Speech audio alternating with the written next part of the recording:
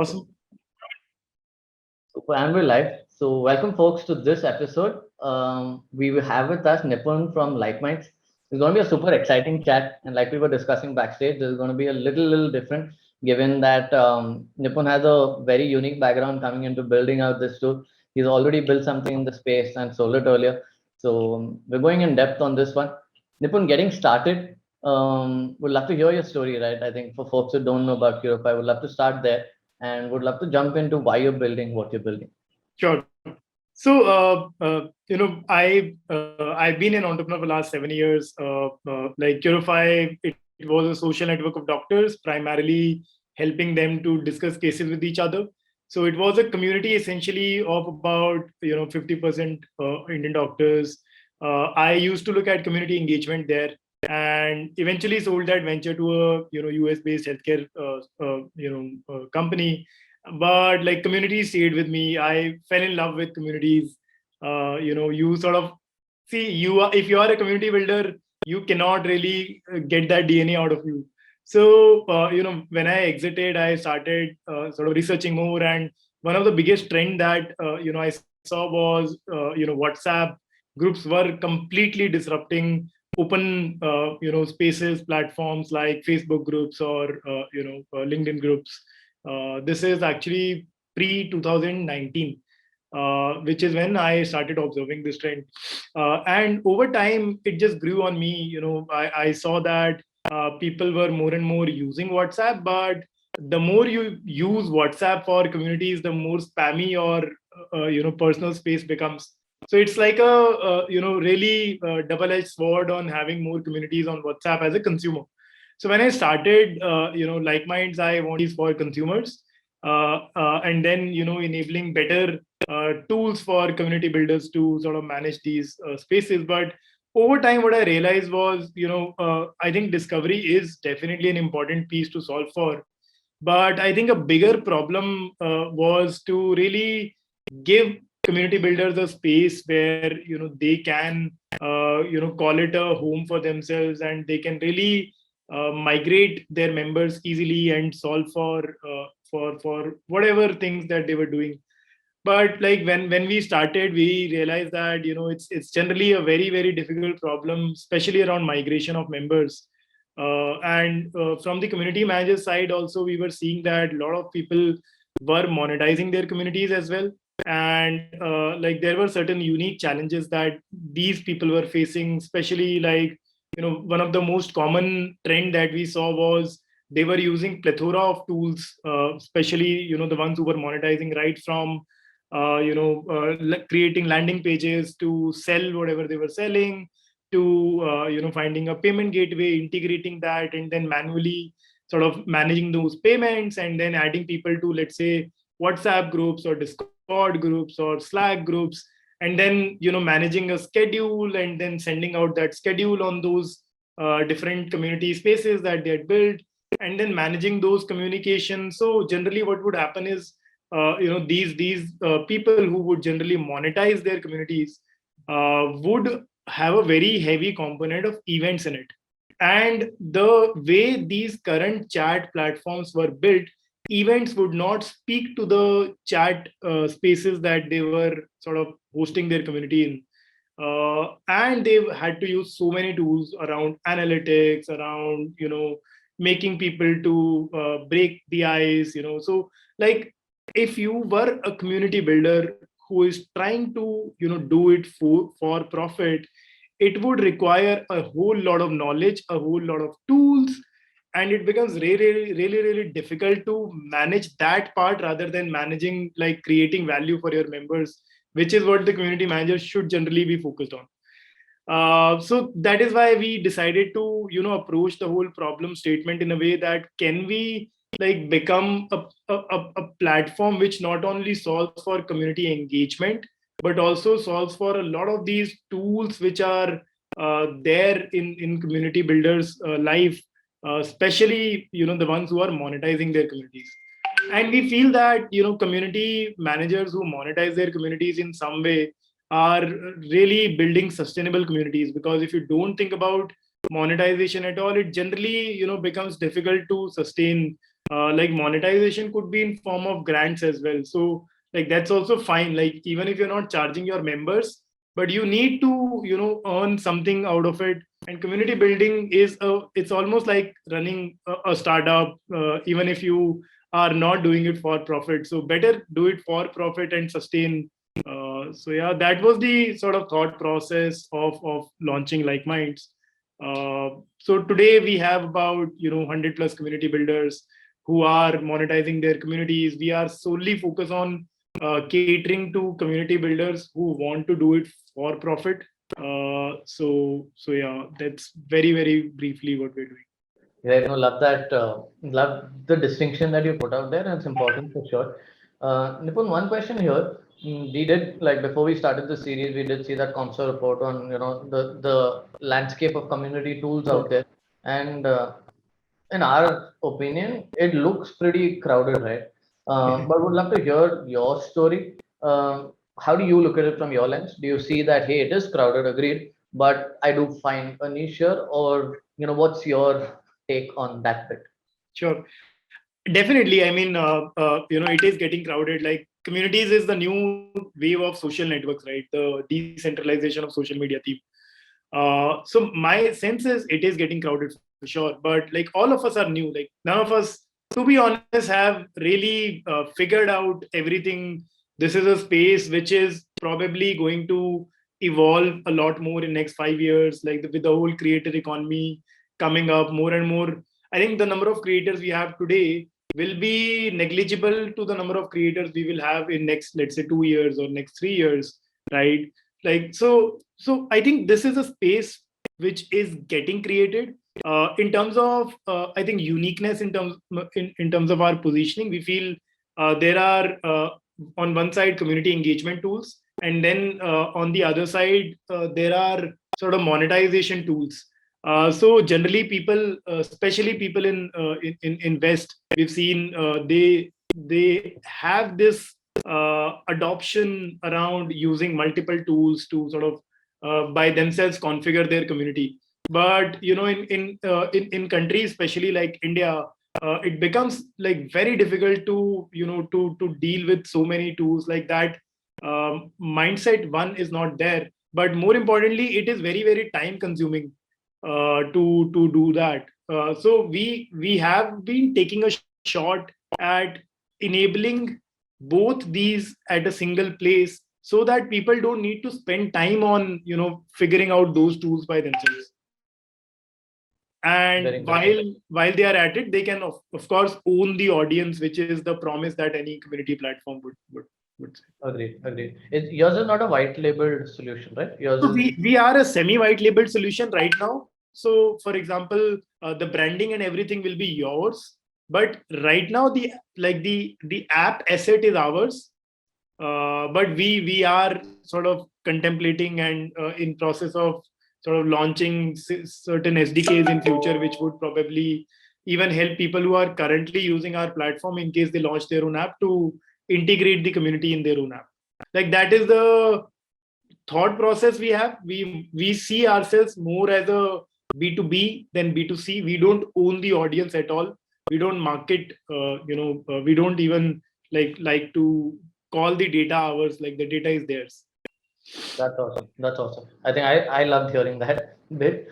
Um, Nipun, we have a fun segment now. Nisha, do you want to comment on this one? Sure. Thank you, Suhas. Hey, Nipun, we are very curious to understand, what will make community, um, yeah, like what kind of, a startup, for example, do you think Like Minds itself can become a community unicorn? And what is the end goal for, a community tool startup, right? What's your thoughts on this? Sure. I think definitely to answer, do we have potential to be a unicorn? Yes, of course. Else, I will not be spending my time on it. But just to sort of give you more perspective, why I think so, I feel the whole creator economy will be sort of captured by different ways, and the kind of people who will win this market will be the ones who will be able to make creators make money the most, right? So the way we look at it is community building is a different kind of creatorship, and that is existed, by the way, in the offline world for a while now, right? Like humans have been sort of part of clubs in the offline world, but I think in the online world this is pretty new. I think this whole segment will have a lot of players, but there will probably only be 2 or 3 players who will win, and they will definitely be unicorns for sure. Like the ones who are really able to cater to these creators in the sense that they make them feel that everything that they do on the platform is owned by them. Because if they have doubts on the ownership, they would probably not build things on top of it. Agree. Nisha usually has a follow-up Yeah, here. that's very interesting. Yeah. Hey, Nipun, also another thing, if you were to tell us a few trends that you will see, in the community spaces that we will all see, because we all agree that it's still very nascent in India. People are just kind of, I think it's just that, on Twitter, we see a few people from the US, keep talking about communities. Everybody else is like, oh, communities are the next big thing.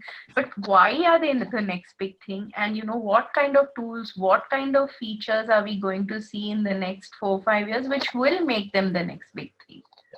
Nipun, I think Why are we all jumping onto this bandwagon? Yeah. Nipun, you've probably seen this, right? 1.5 years back when we spoke about it to now, right? We'll have to hear even, that bit, but yeah. Yeah. See, I think the whole space is evolving, like I said, and especially like people in US, I think they have been making a lot of noise around it. I think US is much more sort of aware about, let's say, data privacy. Like there, people generally value the fact much more than probably here in India, that if as a community builder I'm investing my resources somewhere at a platform, if I don't own the data, I'm not really building it for long term. I will at some point have to migrate. So that is one big reason why we hear it a lot more there compared to in India. So that to me sounds like the number one reason. And of course, I think like US is generally a lot more aware around coming up with more social products. And so I think this the reason why this will happen is that creators will need tools to monetize, and they will need spaces to host the audience that they own. So I think the word is ownership. Like I will again and again emphasize on it. So that is the reason why something like this will work. If you build a community on Facebook, if you build a community even on Clubhouse, you are not owning the community. Like the platform is owning the community. For folks who are listening, who are a little early in the career, Nipun, why is it important for them to own that bit, right? Why not a Facebook group, for example? I think Facebook group is great to start with. If you're looking for an audience, it's great. You get free audience. It's much more easy. People are already there. But in long run, if if you want to build a business out of it, especially if in that case, you're always dependent on algorithms. You are not even sure as in Facebook admin that if you post a content, will it reach or not. And then these platforms would always thrive on competition between different entities. So if you've already created your audience, I would rather like see the whole world shaping up into a way that these platforms will remain top of the funnel, but your real community, where like this is a very very popular concept as well, which is 1,000 true fans, right? So your 1,000 true fans need something more personal, which is not going to be possible on some of these open platforms. And like every now and then these algorithms change, and the whole effort that you've been putting would just go away. Absolutely agree. Absolutely agree. Nipun, I know you have a hard stop. So this is again one of my favorite questions. So love to wrap up with this. You as a platform would have seen tons of communities, right? Either the research state or folks who use your tool. If you were to build a community from 0 to 1 today, apart from Like Minds as a tool, what is your favorite stack that you think you'd go with? I think if I have to do it, and I'll talk about the audience that we are catering. So someone who is probably doing it for profit. So the most common use case that I see is, let's say, I'm an influencer. I have an audience. I now want to. I'm, let's say, a stock market guru.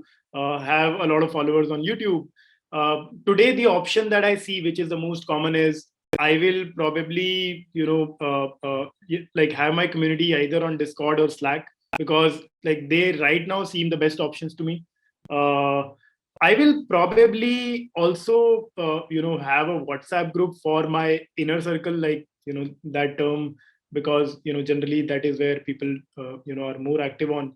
And I will host my ice breaking sessions on, let's say, different tools, like icebreaker.video, which is now Gather Around. I love that tool, by the way. I will use like analytics tools. Probably, if my thing is event heavy, I will probably go with Luma. If my thing is more chat heavy, I will probably just rely on the analytics that Slack gives it on its own.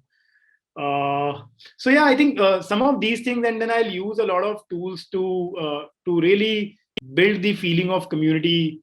I'll make them play games. Like there are so many online games which are community centric. So I'll do that. But most importantly, I think the biggest gap that I see is if I'm running a sort of course which is my primary way for monetize. I think I'll have to juggle between like at least one event tool and one community tool. So I'll continue to do that until I find a solution which can integrate both of them. Beautiful. And I think, Nipun, I concur with you, right? Icebreaker.video, Luma are probably beautiful tools, and that's probably my go-to stack as well, right? The lightest tool that I suggest anyone running an event community, day one is not even Discord Slack, right? Just do Luma plus close the loop with a WhatsApp group to start with, right? Once you Right. gain momentum, think of bigger things. But this is the easiest, and they've done fantastic for a tool that we thought like event ticketing is something we thought like Eventbrite has already captured the tons of people in the market. Imagine in 2020 launching something and still capturing market share. I think it's fantastic.